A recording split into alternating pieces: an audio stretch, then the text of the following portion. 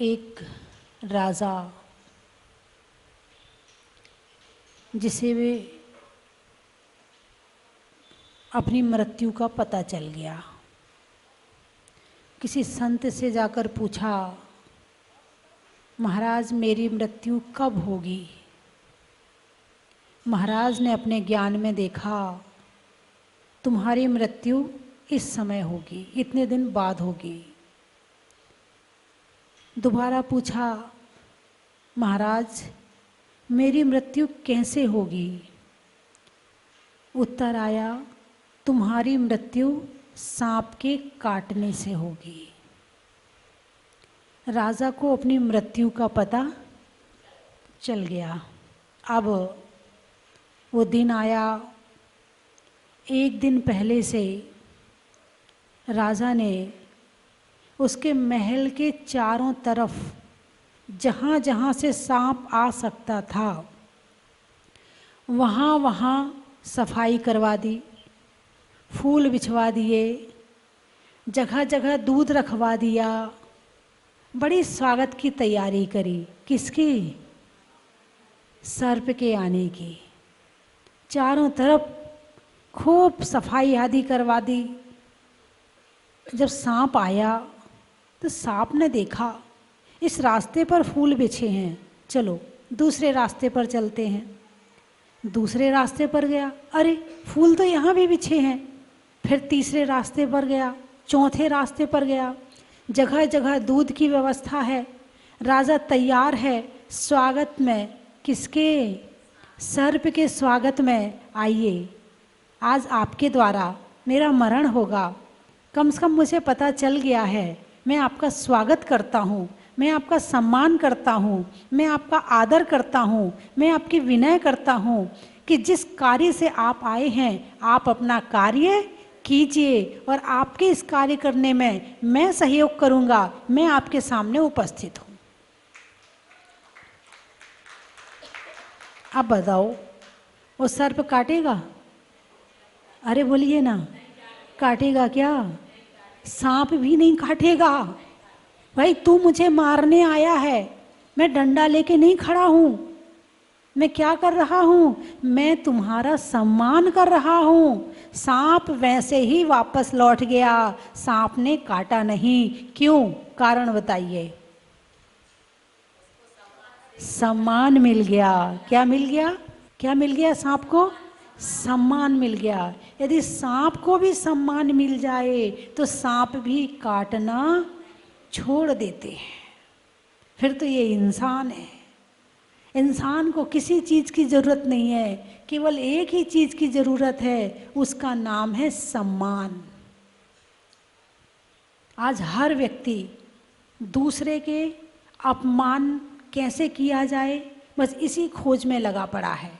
दूसरे का सम्मान कैसे किया जाए, इस बात का तो विचार ही नहीं आता है। दूसरे को नीचा कैसे दिखाया जाए, बस इसी सोच में लगा हुआ है। दूसरे को सुख कैसे दिया जाए, इस बात का विचार ही नहीं आता है। चाहे वो छोटा हो चाहे वो बड़ा हो, हर कोई एक दूसरे को नीचा दिखाने के चक्कर में है। हर कोई एक दूसरे को बुरा बनाने के चक्कर में, बस मैं अच्छा बन जाऊं, माँ की सब बुरे, सारी दुनिया खराब है, केवल मैं ही अच्छा हूँ, इसके सिवा कोई अच्छा नहीं है। बोलिए हाँ या ना? जो दोगे वो मिलेगा, आज नहीं तो कल मिलेगा। मिलेगा ज़रूर। किस रूप में मिलेगा ये पता नहीं है। भले इस शरीर से आपने किसी का अपमान किया है तो उस अपमान का फल भोगने के लिए भले ही दूसरा शरीर लेना पड़े, लेकिन वो अपना बदला तो पूरा लेगा। पहले कहा जाता था ना, बोले भाई किसी का कर्जा लेके मत मरना, नहीं तो उसके घर में बैल बनना पड़ेगा। पहले कहा जाता था, है ना। बैल बनने का मतलब उसके घर का काम, बैल बन के उसका काम करके कर्जा चुकाना पड़ेगा। इसलिए किसी का कर्जा लेके मत मरना। और वर्तमान समय में तो कर्जा खाना एक बड़ा स्टेटस बन गया है, एक बड़ा फैशन बन गया है। यदि किसी का पैसा खा लिया मतलब तुमने बहुत अच्छा काम कर लिया। लेकिन ध्यान रखना, आज नहीं तो इसी जन्म में ना मिले, पर भव में मिलता है। अपने अपने कर्मों का फल सबको मिलता है। अपने अपने कर्मों का फल सबको मिलता है। फिर आगे भजन में आता है कि दो भाई हैं, एक गरीब है एक अमीर है, दोनों की जननी एक ही माता है, मगर दोनों का भाग्य अलग अलग है। फिर आता है एक ही खान का पत्थर है, एक फर्श पे लगा हुआ है, एक भगवान बन के जड़ा हुआ है, और खान दोनों की एक है। अब हमें लगता है देखो उनके पिताजी कितने खराब हैं, एक बेटा गरीब है और एक बेटा अमीर है। उनके पिताजी इतने खराब हैं कि न्याय नहीं किया उनके साथ में, उनने उसको ज़्यादा दे दिया और उनको कम दे दिया। उनके पिताजी बहुत खराब हैं। इंसान कर्म नहीं देखता है, इंसान तो सामने जो वस्तु पकड़ में आती है ना, बस उसको ही देखता है।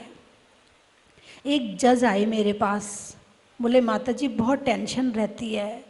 मैंने कहा क्या टेंशन रहती है? बोले अब किसी को सज़ा देनी है तो सज़ा तो मुझे देनी पड़ेगी। अब उस सज़ा को देने से उसके घर का परिवार अनाथ हो जाता है, उसका बच्चा अनाथ हो जाता है, उसके पिता के सर से साया, मतलब उसके सर पिता का साया उठ जाता है, तो मुझे बड़ा कष्ट होता है। तो मैंने कहा ये तो आपकी जिम्मेवारी है, आप शौक में सज़ा नहीं देख रहे, आपकी उससे कोई पर्सनल दुश्मनी नहीं है कि जो आप इसलिए सज़ा दे रहे हो, आपका कोई उससे कोई बिगाड़ नहीं है जो आप इसलिए सज़ा दे रहे हो। आप किस लिए सज़ा दे रहे हो? आप पद पर बैठे हो, आपको अधिकार दिया गया है कि आप जिस यहाँ पर एरिया में रह रहे हैं, यहाँ पर यदि कोई गलत करता है तो दूसरा गलत ना करे, इसके लिए सज़ा की व्यवस्था रखी गई है। इसमें आप अपने आप को क्यों मानते हो? आपने पढ़ाई करी, आप जज बने, इसलिए आपको ऐसी जिम्मेवारी मिली, पहली बात। दूसरी बात ये है कि उस बच्चे ने जो आज पिता के बिना रह रहा है, उस बच्चे ने भी कोई ऐसा पाप किया होगा, किसी बच्चे के सिर से उसके पिता का साया उठाया होगा, जो आज उसके सिर से पिता का साया उठ रहा है, तो उसका अपना कर्म है, परिवार का अपना कर्म है, जिसे सजा दी है उसका अपना कर्म है। आप तो गद्दी पर बैठे हो, इसलिए आज आप त्याग पत्र दे दो, फिर किसी को सजा दे के दिखाओ। ये आप नहीं दे रहे हो, जो पोस्ट आपने प्राप्त करी है ये वो दे रहा है। और रही बात पाप की, तो कहीं ना कहीं थोड़ा बहुत तो लगेगा, लेकिन उसके यदि आपने छोड़ दिया और उसके कारण से यदि पाप 10 गुना बढ़ गया, तो फिर वो पाप आपको 10 गुना वाला भी आपको ही लगेगा, क्योंकि आपने छोड़ा क्यों। बात समझ में आई कि? तब उन्हें जब कर्म व्यवस्था समझ में आई, तब उनके मन में शांति आई कि नहीं, मेरी ये ड्यूटी है, मैं किसी दुश्मनी के वशीभूत उसको सजा नहीं दे रहा हूँ, मैं उसको परेशान करने के लिए जेल नहीं भेज रहा हूँ, मैं इस समाज की, इस देश की व्यवस्था को बनाने के लिए ये काम कर रहा हूँ, और मेरी जिम्मेवारी है, मैं इसलिए कर रहा हूँ। और फिर उस व्यक्ति का कर्म का उदय भी तो है, वो कहाँ जाएगा, है ना। तो अपने अपने कर्मों का फल सबको मिलता है, लेकिन क्या कर्म फल को टालने की ताकत है या नहीं है हमारे अंदर? अरे बोलिए ना, कैसे है? वो राजा ने क्या किया था? सर्प से मृत्यु लिखी थी, संत ने अपने ज्ञान में देखकर बता दिया था, लेकिन अपने पुरुषार्थ से, अपनी विनय से, अपने सम्मान के द्वारा, अपने आदर के द्वारा, अपने गुणों के द्वारा उस राजा ने अपनी मृत्यु भी टाल दी। यानी कर्म, हम अच्छे कर्म करें तो बुरे कर्म भी टल जाते हैं, और बुरे कर्म करें तो अच्छे कर्म भी टल जाते हैं। दोनों हैं, एक पर मत लेना, दोनों ही हैं। यदि बुरा काम करते हैं तो अच्छा टल जाता है, और अच्छा काम करते हैं तो बुरा टल जाता है। अब आप देख लो कि किसको टालना है। जिसको टालना है वैसा काम करना शुरू कर देना। तो बात चल रही है शम दम तय जो कर्म ना आवे सो संवर आदरिये। आदरिये, किसका आदर करना है? अरे बोलिए ना, बुरे का आदर करना है या अच्छे का आदर करना है? भाई जो प्राप्त करना है उसका आदर करना है। आप भगवान का आदर करते हैं, एक होता आदर और एक होती है पूजा। पूजा बड़ी चीज़ है, आदर सामान्य चीज़ है। सामान्य चीज़ सबको दी जाती है, विशेष चीज़ विशेष को दी जाती है। एक बेटा अपने माता पिता के भी पांव छूता है, वही बेटा दादाजी के पैर भी छूता है, वही उसके कोई और उससे बड़ा आ जाए तो उनके पैर भी छूता है, और वही जब भगवान की पूजा करने के लिए जाता है तो भगवान के पैर भी छूता है। तो सबके पैर छूने में, उसके भावों में अंतर है कि नहीं है? शरीर तो वही है, शरीर में कहीं कोई अंतर नहीं है, लेकिन उसके भावों में सब जगह अंतर आ जाता है। हाथ वही है, मन वही है, शरीर वही है, लेकिन विचारों में अंतर आ जाता है। एक के पैर छूते हुए लगता मैं धन्य हो गया। हे प्रभु, इन हाथों से मैंने आपके चरण छुए, मेरे हाथ धन्य हो गए, मेरा शीश आपके चरणों में झुका, मेरा सिर धन्य हो गया, मेरी वाणी ने आपका गुणगान किया, मेरी वाणी धन्य हो गई, और ये काया धन्य हो गई जो आपके चरणों में आई, जिसने तीर्थ यात्रा करी, धन्य हो गई। और यही बात अपने माता पिता के पैर छूकर सोचता है क्या? धन्य हो गया मैं। माता पिता के पैर छूकर सोचता अब तो खुश हो जाएंगे, अब छू लिए इनके पैर, अब देखो अभी कैसे खुश होते हैं, अब जो चाहोगे वो देंगे। अब तो ये ऐसा विचार आता नहीं आता मन में, है ना? तो आदर, सम्मान और भक्ति ये अलग चीज़ है, पूजा अलग चीज़ है। आदर सबका, निरादर किसी का नहीं। प्रेम भाव हो सब जीवों पर, गुणी जनों पर हर्ष प्रभो, करुणा स्रोत बहे दुखियों पर, दुर्जन में मध्यस्थ प्रभो। किसके साथ क्या करना है ये 2 लाइनों में बता दिया है। प्रेम भाव हो सब जीवों पर, प्रेम भाव का मतलब आदर, प्रेम भाव का मतलब सम्मान, प्रेम भाव का मतलब किसी का अपमान नहीं करना। और तो और छोड़ो, जीव के लिए तो कहा ही है, जीव के साथ साथ यदि तुम्हारे अंदर में आदर सम्मान की भावना है, तुम्हारे अंदर में विनय भक्ति है, तो वो तुम्हारा अजीव के प्रति भी दिखेगा। एक है जैसे भोजन करते हैं ना, तो भोजन करते हुए महिलाएं रोटी परसती हैं। अब रोटी परसने में थाली में रोटी रख रही हैं, एक तो रोटी 10 महिलाओं से कहो कि रोटी परोस दो, तो 10 महिलाओं का तरीका अलग अलग होगा।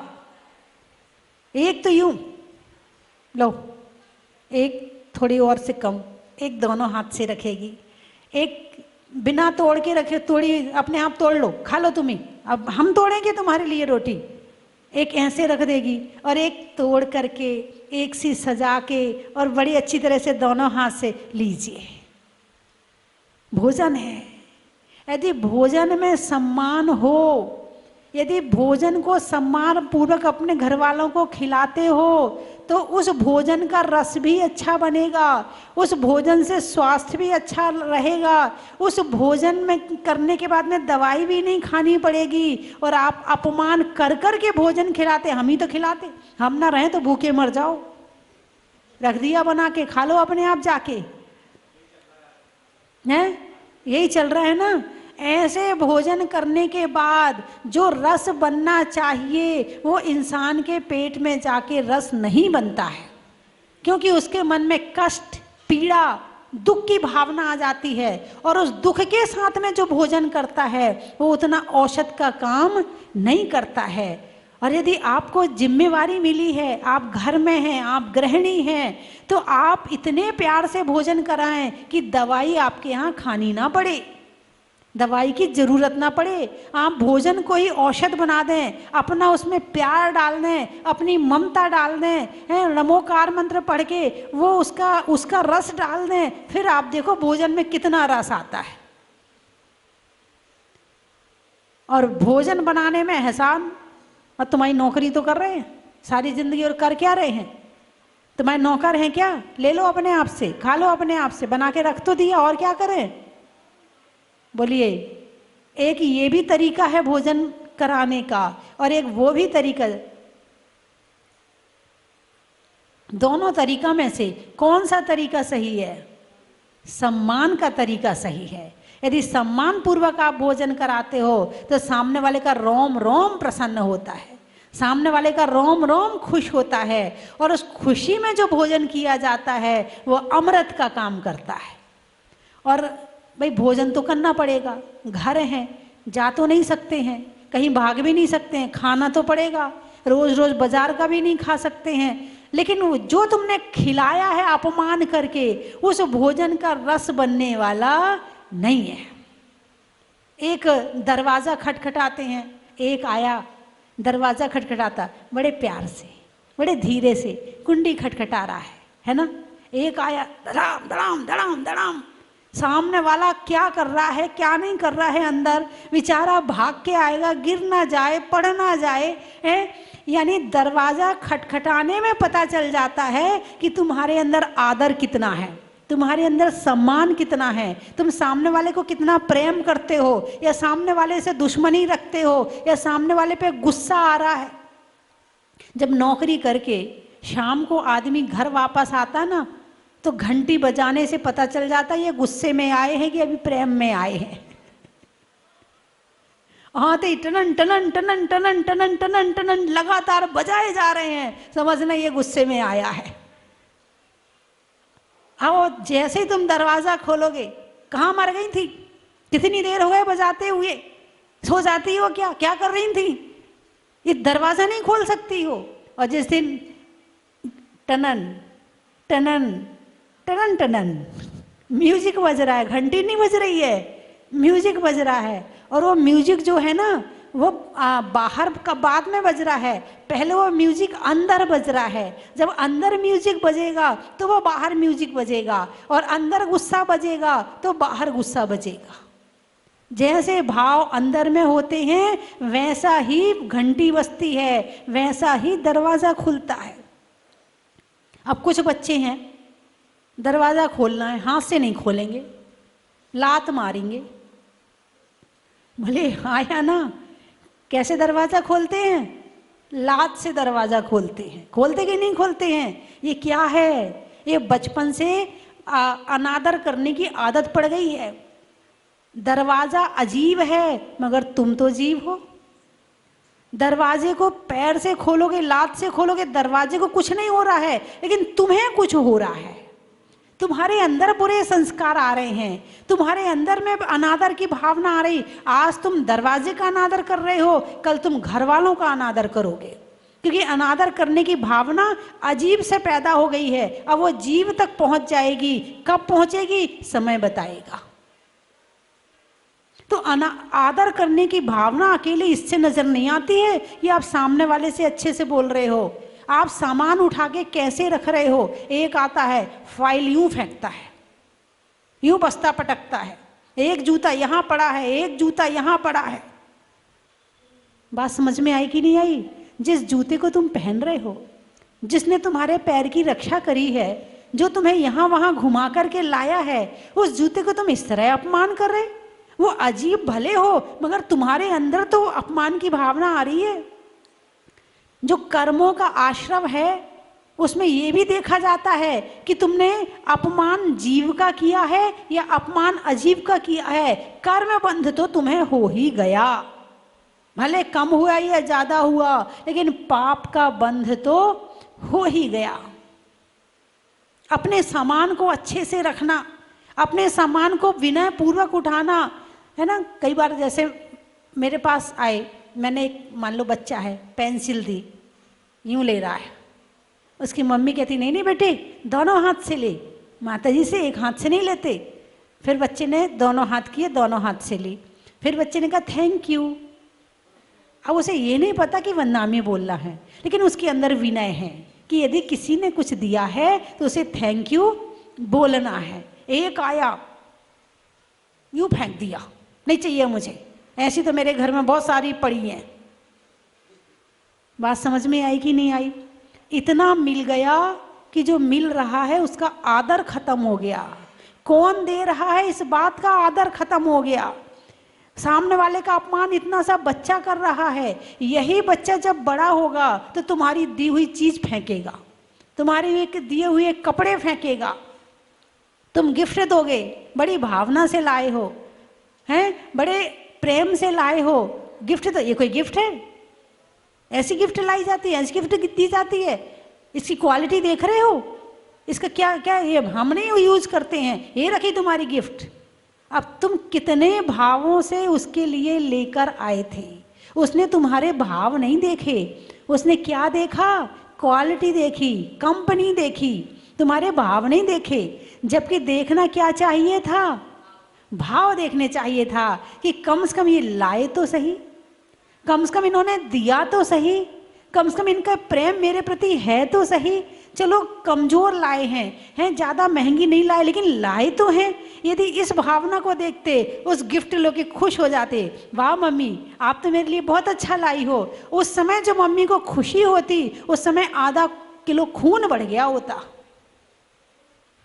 लेकिन अपमान करने की इतनी आदत पड़ गई है, इतनी आदत पड़ गई है कि सामने वाला कौन है इस बात का ज्ञान ही नहीं रहता, भूल जाते उस बात को और अपमान करना शुरू कर देते हैं।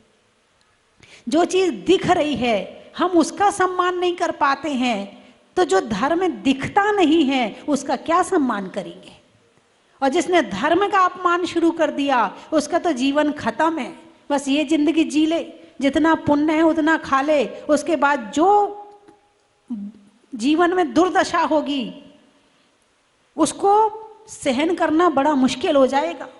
अभी जितना बचा खुचा पुण्य है ना, खा लो पी लो, और जब धर्म छोड़ के और दुनिया में फिर भटकोगे, रोगे, गाओगे, बिलखोगे, फिर कोई काम नहीं आएगा। जब भी काम आएगा तो धर्म ही हमारे काम आएगा।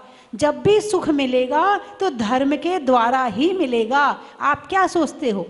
आप कमाई कर रहे हो दुकान में बैठ के, पैसा आप कमा रहे हो, यदि पुण्य ना हो तो तुम्हें कोई ग्राहक ना आए तुम्हारी दुकान पे।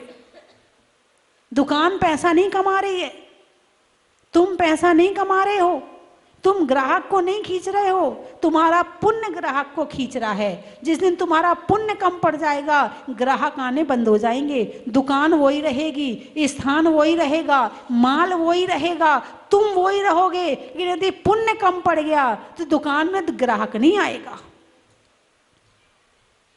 संसार का सुख भी बिना पुण्य के नहीं मिलता है।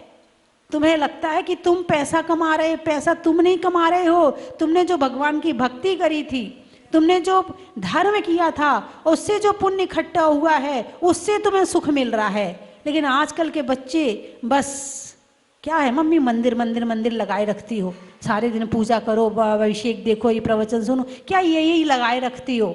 कर लो तुम, तुम्हें करना तुम कर लो, हमें नहीं करना है। यूं करके अपने धर्म का भी अपमान करते हैं, माता पिता का भी अपमान करते हैं। फिर वही बच्चे जब बड़े होते हैं और जब परेशान होते हैं तो उन्हें ये नहीं पता चलता कि मैं पाप के कारण परेशान हूँ, उन्हें ये पता चलता ये मुझे परेशान कर रहा है, ये मुझे परेशान कर रहा है, ये मुझे परेशान कर रहा है। जैसे कुत्ता होता है, कुत्ते को लाठी मारो, कुत्ते को लाठी मारो तो कुत्ता लाठी पकड़ता है, और शेर को लाठी मारो तो कुत्ता लाठी मारने वाले को पकड़ता है। ऐसे ही आजकल के लोग केवल सामने वाले को पकड़ते हैं, उसके पीछे जो है उसे नहीं पकड़ पाते हैं। तो बात चल रही है आदर की, कि आदर करना चाहिए। आदर करना धर्म है या नहीं है? पहले तो ये बात पूछ लूं मैं आपसे। मन में ये भावना आई कि नहीं आई कि अरिहंत भगवान को नमस्कार, सिद्ध भगवान को नमस्कार, आचार्य उपाध्याय साधु परमेष्ठी को नमस्कार, मन में मन झुका कि नहीं झुका, मन ने नमस्कार किया कि नहीं किया, कि केवल वचनों से बोल दिया बस। जीव भी जड़ है, शब्द भी जड़ हैं, और ये जड़ शब्द जब तक आत्मा के अंदर नहीं पहुंचेंगे तब तक भाव पैदा नहीं होगा। तो आत्मा तक तो नमो शब्द पहुंचाया नहीं, केवल मुंह में नमोकार मंत्र पढ़ के बाहर निकाल दिया, वो आत्मा में नहीं पहुंचा, इसीलिए विनय पैदा नहीं हुई। तो ये नमस्कार मंत्र है। नमस्कार का मतलब झुकना। नमोकार मंत्र बचपन से सिखा दिया था कि भाई सीख ले झुकना। इतना नमोकार मंत्र पढ़ने के बाद भी अकड़े पड़े रहते हैं, इतना नमोकार मंत्र पढ़ने के बाद भी अकड़ कम नहीं हो रही है, अहंकार दिखाए जा रहे हैं, मैं। नमोकार मंत्र कह रहा मैं कुछ हूँ ही नहीं। नमो अरिहंताणम, अरिहंतों को नमस्कार हो, नमो सिद्धाणम, सिद्धों को नमस्कार हो। कहाँ किया आपने नमोकार मंत्र का मैं नमस्कार? और जब तक आपने नमस्कार नहीं किया तब तक नमोकार मंत्र पूरा नहीं हुआ, तब तक नमोकार मंत्र पढ़ा ही नहीं आपने। जिसको पढ़ाने बैठे थे उसको तो पढ़ाया नहीं। नमोकार मंत्र किसको पढ़ाना था? आत्मा को, मन को, या मुंह को? अरे बोलिए ना, आत्मा को पढ़ाना था। और जुबान में पढ़ के काम पूरा कर लिया, जहाँ पहुँचाना था वहाँ तक हम पहुँचे ही नहीं। फिर कहते हैं नमोकार मंत्र में तो शक्ति नहीं है, नमोकार मंत्र का तो असर ही नहीं होता, हम तो इतनी जाप करते हैं कुछ होता ही नहीं है। ऐसा बोलते हैं कि नहीं बोलते हैं? किसको दोष दे रहे हैं? मंत्र को। और दोष किसका है? हैं? जहाँ नमोकार है वहाँ अहंकार नहीं, और जहाँ अहंकार है वहाँ नमोकार नहीं। आते हैं लोग बुलाने वाला चाहिए, देते हैं लोग लेने वाला चाहिए, करते हैं लोग कराने वाला चाहिए, और झुकते हैं लोग झुकाने वाला चाहिए। सब हो सकता है, लेकिन अंदर जब तक नहीं होगा तब तक काम पूरा होने वाला नहीं है। तो आदर शम दम तय, जो कर्म न आवे सो संवर आदरिये। किसका आदर करें? अभी हम संवर पे तो पहुँचे ही नहीं है। आदर के संस्कार पहले बाहर तो डाल लें। यदि बाहर आदर के संस्कार आ जाएंगे तो अंदर में संवर का आदर भी हो जाएगा। और विनय तो एक ऐसी चीज है कि जहाँ जाओ वहीं काम आती है। बचपन में किताब में एक कहानी पढ़ी होगी कि एक राक्षस था, तो वो लोगों को खाता था।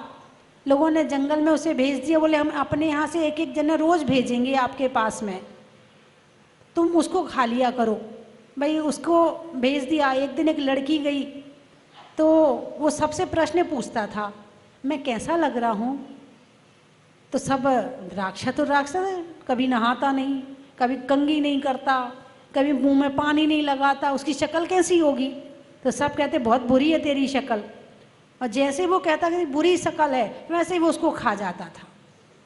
तो एक दिन एक लड़की गई तो उस लड़की से भी पूछा, बोले मैं कैसा लग रहा हूँ? बोले आप बहुत अच्छी हैं, आपका स्वभाव बहुत अच्छा है, आपका ज्ञान बहुत अच्छा है, और आपके अंदर तो अतुलनीय ताकत है, आप बहुत अच्छे हैं। उस लड़की को उसने छोड़ दिया। इतनी सजा, इतने कष्ट, इतने दुख क्यों मिल रहे हैं? क्योंकि हम सामने वाले का अपमान करते हैं। हित मित प्रिय वाणी होना चाहिए, है ना? चलिए, समय हो गया, समाप्त करूं? नहीं माता जी, पुरानी माता जी। चलिए, मैं 3 चीज़ें बोलूँगी, आपको कहना है बड़ा ही महत्व है। ट्रेनों में दादर का, घर में फादर का, और करने में आदर का, आगम में नय का, मनुष्यों में वय का, और करने में विनय का, सलाइयों में सूजा का, मिठाइयों में गूजा का, और भगवान की पूजा का। नदी में नाव का, शरीर में पाँव का और करने में अच्छे स्वभाव का। कहाँ से आए हैं? लखनऊ। त्रियंचों में काऊ का, बाल कटाने में नाऊ का और आने वालों में लखनऊ का। चेहरे पर नैना का, बोलने में बैना का और आने वालों में मुरैना का। और कहाँ से आए हैं? जोर से बोल के बताइए। डबरा से। अच्छा, कल बताया था मैंने। कुत्तों में झबरा का, एमपी में बबरा का और आने वालों में डबरा का। और आसाम वाले भी आ गए। सुबह के बाद शाम का, सिर दर्द में बाम का और आने वालों में आसाम का। जोर से बोलिए। कहाँ से आए हैं? पटनागंज। नहीं होने में रंज का, पंजाब में पंज का और आने वालों में पटनागंज का।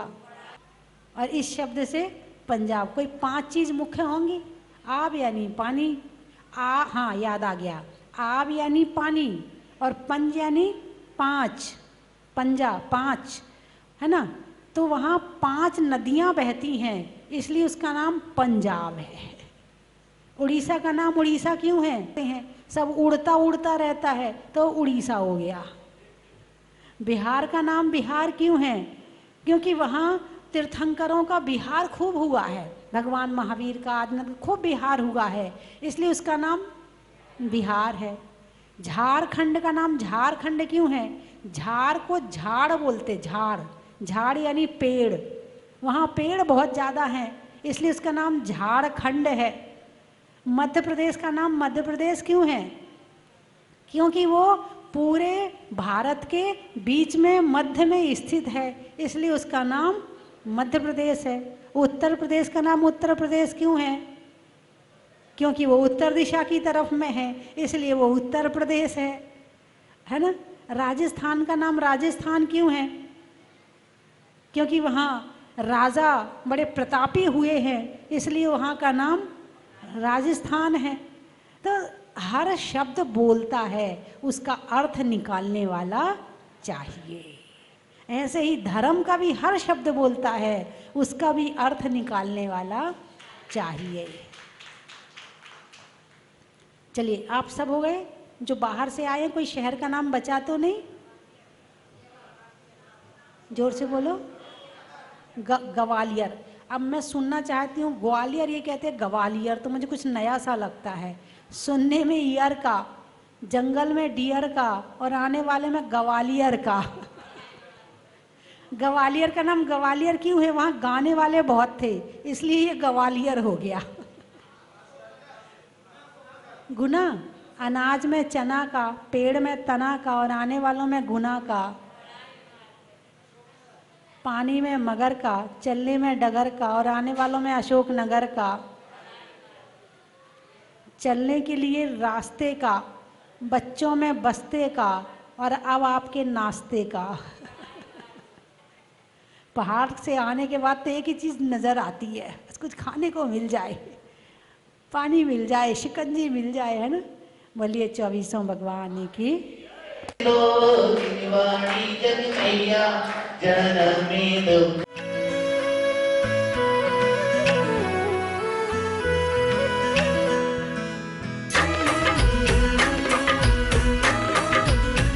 गए हैं, पर जो शांति और जो सुकून यहाँ आके मिला वो अद्भुत है। और जो आज की युवा पीढ़ी के लिए, जो आने वाले बच्चों के लिए, ये बहुत संस्कार देने के लिए और भगवान की भक्ति उनमें जागृत करने के लिए यह तीर्थ अद्भुत है। बोलिए स्वस्तिमती माता जी की जय और भगवान का आशीर्वाद हम पे बना रहे सदैव। ऐसी भक्ति सदैव आपकी हमारे मन में बनी रहे, भगवान हमें ऐसा आशीर्वाद दे। तीर्थ क्षेत्र का नाम है तीर्थ क्षेत्र। तो हम यही भावना रखते हैं कि हम लोग के जीवन में भी सभी कार्य मंगलमय हो। और जैसा कि सभी को पता है कि ये मुनि शोभित नाथ भगवान की बहुत ही मनोज्ञ प्रतिमा है। जितना इसका अतिशय, जितना भी इसका वर्णन करा जाए, हम लोग तो मंदबुद्धि हैं, कह ही नहीं सकते। इतनी मनोज्ञ प्रतिमा है कि हमारी आंखों से ऐसा लगता है कि ये कभी ओझल ना हो। यहाँ से दर्शन करने के बाद भी ये हमारी आंखों में हमेशा विराजित रहे। इतनी मनोज्ञ अतिशयकारी प्रतिमा है और सभी लोग यहाँ पर दर्शनार्थ करने के लिए अवश्य आए। मुनि शिवनाथ भगवान साहब परिवार पधारे और आपके दर्शन मिले, आशीर्वाद देने, भगवान आशीर्वाद देने। हमारा बड़ा सौभाग्य है कि हमें यहाँ आके पिछले 5 साल से आने का विचार था, लेकिन आ नहीं सका, और आज आया तो अभी शांति मंत्र का और जल का दोनों का अभिषेक का लाभ मिला। और हमको ऐसी कृपा हमेशा आते रही इधर, ऐसा हमारी भावना है।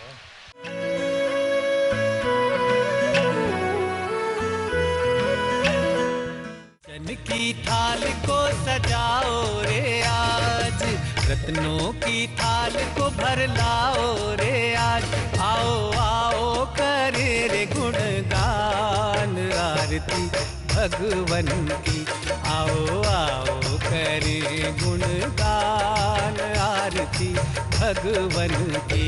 आओ आओ करे रे गुणगान आरती भगवन की।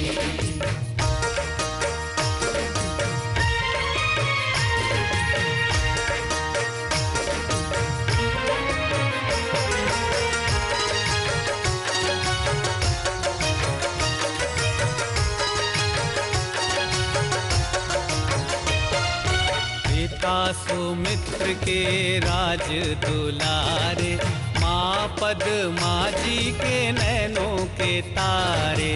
पिता सुमित्र के राज दुलारे, माँ पद्मा जी के नैनों के तारे। राजगृही में जन्म लियो आप, राजगृही में जन्म लियो आप। आओ आओ मनाए खुशी। हर वर्ष की तरह इस वर्ष भी परम विदुषी लेखिका गणिनी आर्यका 105 श्री स्वस्ति भूषण माता जी की प्रेरणा से सिद्ध क्षेत्र सोनागिरी जी में भगवान श्री चंद्रप्रभ जी की छाया में पर्युषण महापर्व पर संस्कार साधना शिविर लगाया जाएगा। आवास एवं भोजन की व्यवस्था निःशुल्क है। भाग लेने इच्छुक अपना नाम शीघ्र लिखवाएं। संपर्क सूत्र 9425109179, 9425120146, 9993363242। हिंदी 9425109179, 9425120146, 9993363242।